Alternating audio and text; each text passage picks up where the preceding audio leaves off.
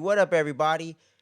I'm your host, Will. This is Fandom Frequency, where we get into the entire multiverse of pop culture, if you will.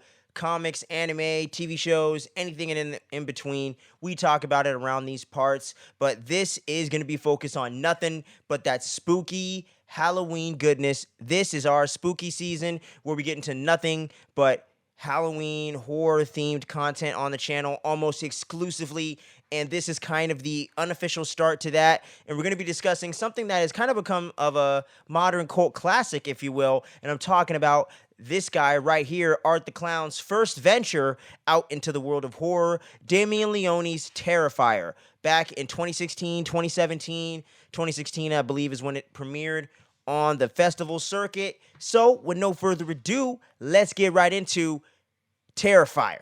Most people in the horror community are very well aware of Art the Clown, the Terrifier franchise, between this one that we're discussing today, the original, and the latest installment back from last year, just around spooky season, where we did our first kind of spooky season here on the channel. We covered Terrifier 2, had some really great reception on that. I'll throw a card up right here in the video so y'all can check out that review as well. We even got some love from people involved in the production and behind the scenes in the cast, which was amazing. Such an honor. And once again, if any of you people that involved with Terrifier 2 or involved with Terrifier in general are watching, thank you so much. I actually also got the privilege of meeting a lot of the cast, between Damien Leone himself, David Howard Thornton. I got to also meet the beautiful and talented Lauren Lavera. Got to meet pretty much almost the entire main cast, minus Jericho and the actress that played the mom. So that was all, and Felissa Rose. So I got to pretty much meet almost the entire cast recently, earlier this year in February at CreepyCon in Ontario, California,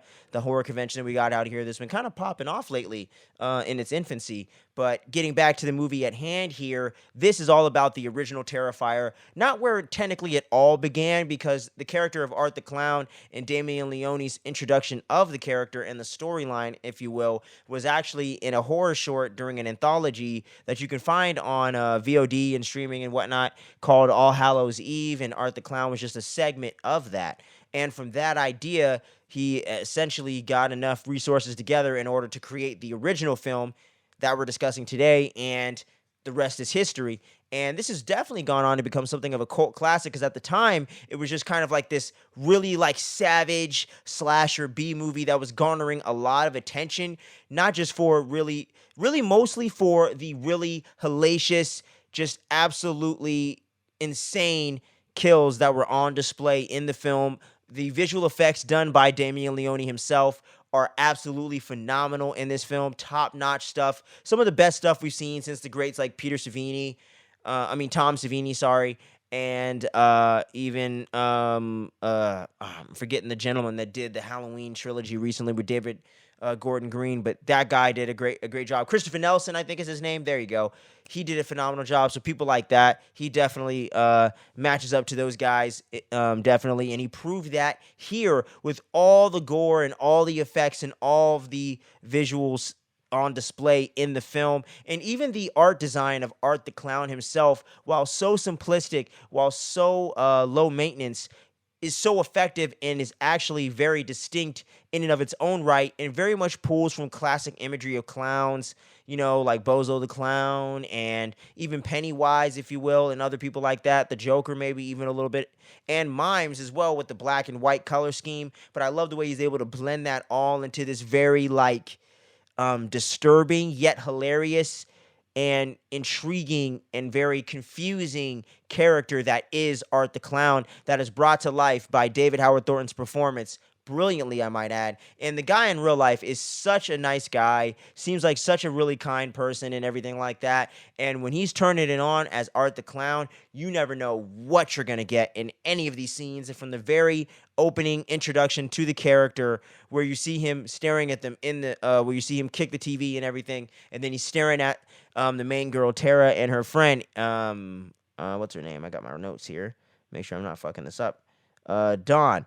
So Dawn and Tara are chilling there, and that's when you get introduced to Art the Clown proper, where he's walking around with his bag of goodies, if you will, and he ends up staring over there at Tara and Dawn as they're about to leave from whatever function they're coming from in their car, and he's just over there staring at him, being creepy as hell, and then he's all smiling and shit, and you're just like, what is with this guy? Something ain't right. I don't trust it. This motherfucker's probably got some skeletons in the closet, literally, but you just don't know exactly how to take it. And that's the beauty of this character. He never says a word, but he expresses so much emotion and so much fear and so much strange energy in just this very awesome and well done performance. It's really all physical and done with the eyes and the body language and the physical comedy, as well as bringing the screen presence and the intimidation factor that Art the Clown has is just so effective, and really is that's why I feel like he's one of the few kind of characters introduced in the horror genre in the last 10 to 15 years that I think is going to go down and become an icon in and of his own right, and I think is sitting right there comfortably in the B tier right now. Not necessarily Freddie, Michael, and Jason level, but I think he's contending with some of the pinheads and people of that nature, and is really making a name for himself, because when I was going to these conventions and going through social media and stuff, Art the Clown is all over the place most times of the year, but especially Halloween. But when I went to CreepyCon and Monsterpalooza earlier during the year, I saw Art the Clowns everywhere. So it's definitely showing how effective Art the Clown is as a character and as a horror icon in and of his own right. So I definitely want to throw some love there. And, the legacy of this movie really, or not the legacy, I don't want to say that. I would really say the hype and a lot of the early talk and buzz of this movie wasn't just for Art the Clown, but was really for these gnarly kills. And one in particular that we're definitely going to get into in a bit more detail here in a bit when we get into the kills a little more. Not individually per se, but when we get more into some of those highlight moments, it is fucking insane. Gnarly shit, man. Not for the faint of heart, that's for sure. But besides all that, I think it's really backed up by really awesome production value on such a low budget. And you really can tell that there's a vision for this story and for these characters. And when you go back after seeing Terrifier 2, for those that have maybe picking up on a lot of these details, there's a lot of things that actually that Damien Leone was actually setting up to kind of come across in part 2, and it all really flows well together. Like the girl with the mangled face is the sister of Tara, who's the last victim of the film after he runs her over and ends up trying to eat her face there at the end of the film. Spoiler alert if you already weren't aware for a 6-7-year-old movie.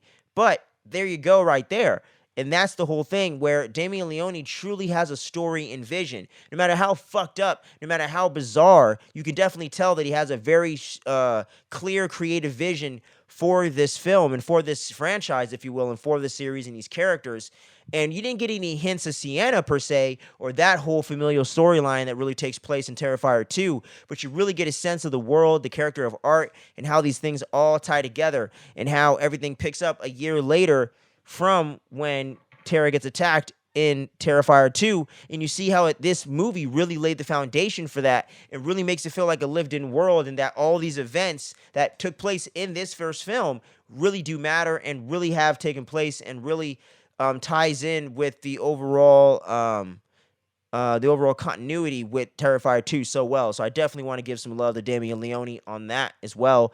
So much stuff that he set up for the future, and just the overall aspect of Art the Clown, watching her on the TV in both Terrifier 1 and 2, having the interview with the talk show host on the late night show, her killing the lady at the beginning of Terrifier 2, which they then discussed later at the fact, and it's all setting this up beautifully in one way or another. And it all works in synergy, and you can tell that there is actual storytelling. They're not pulling a Lucasfilm. They're not pulling what the MCU has been struggling with lately in phases 4 and 5. They're really coming together with a true blue story. And when you have things on a lower scale, and when you have things on a lower budget, and you really have to have a strong script and real creative vision and a real drive to get it done, I think that's when truly great stories and truly great art is made. And not that this is like the best cinema of all time or anything, but for horror films, especially slasher stuff, especially B-movie kind of grindhouse vibe that this is going for, this ain't no Rob Zombie flick. This is definitely something a little bit a step above that. I would say, though, the first Terrifier that we're mainly discussing, it almost falls into some of the traps of the first of some of those Rob Zombie like B movies, where there isn't much to chew on with the characters, in this film necessarily, but that's not necessarily a bad thing because it's really a showcase for Art the Clown to show what he can do and to show if you're in his path, what's going to happen to you. So the intent of the film is to kind of set the world in motion, introduce us to the character, give us some gnarly kills, give us some stuff to remember, and really set the stage for what Damon Leone really wanted to get into, which was really pulling from his own life and telling the story with Sienna and her brother and all the stuff that comes with their father and how all these things could tie together and how everything is coming to a head here in the freshly announced Terrifier 3 as of recently. So we know we're going to get that Terrifier trilogy and see how all the dots connect together to make that straight line. So all that stuff is really well done here, but I will say some of my few cons for the movie is the characters are a little bit thin and don't have too much to add to the overall proceedings as deeply as some of the characters in the next installment. But overall, they're pretty well acted by the actors, especially Jenna Cannell as Tara Hayes and Catherine Cochran, or however you pronounce that correctly. I definitely butchered that. I think they do a great job with kind of the leading parts that they have, and I think they do a pretty solid job with the material. They're not rising way and above. They're not necessarily on that Lauren Lavera, David Howard Thornton level, but they're delivering really good performances overall. You buy what's going on, and I definitely think that all the actors, for the most part, some of the extras and the victims that are unfortunately terrorized by by Art the Clown, I think they all do a pretty solid job as well. And the pacing for the film, I do feel like could be a little bit better in the second half. I feel like the first half is perfectly paced, but it does feel like this movie overstays its welcome when there's not as much going on in that second half when he's kind of stalking the victims and whatnot. And I get that Damien Leone, or at least I'm assuming, he wanted to build up some tension and not get too all lost in the gore, but I do think he lost a little bit of the really awesome, like, perfect pacing that he had in the first film. In the second film, he definitely refined that, so that's much more of a con in this one, much more than the second one. But if you want to get more of those deeper thoughts, you can dive into that review as well after this. But yeah, man. And overall, like I said, some of the kills I want to highlight real quick. Obviously, slicing Homegirl in half from the vag down is absolutely insane. I still can't believe how he was able to pull that off. While it does look a little fake somewhat, it just looks so gnarly at the same time. And at first, when he's barely getting into it, it looks fairly realistic, actually. So I wouldn't say all of it looks more fake, but as it goes along, you can tell that. But overall, the effect is still effective, and it's just the overall act that is getting performed that is just absolutely bonkers. And I pray it's never happened anywhere in real life, please. But man, absolutely insane. I can't even put the footage in this video. This video is going to get taken down. I can't even put it up. You won't even see this, what I'm saying to you right now.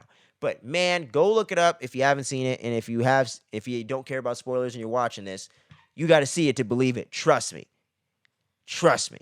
But yeah. And then the overall kill with the guy getting his head sliced off, with the severed head with the candles in there at the pizzeria, with the pizzeria owner. I thought that was awesome. And I feel like Halloween 2018 kind of copied that, honestly, with the overall kill with Allison's dad in that movie. And I think they definitely got some inspiration from that. Y'all let me know in the comments if I'm tripping, but I think there's definitely a correlation there, especially with the films being about 2 to 3 years apart, tops. I think it's a really weird coincidence, one of the two.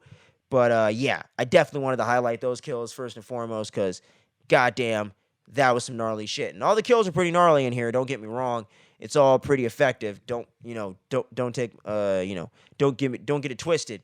Especially when he's wearing homegirl skin and all that. I was like, oh God, make it stop. And the hair, I was like, ooh, disturbing, man.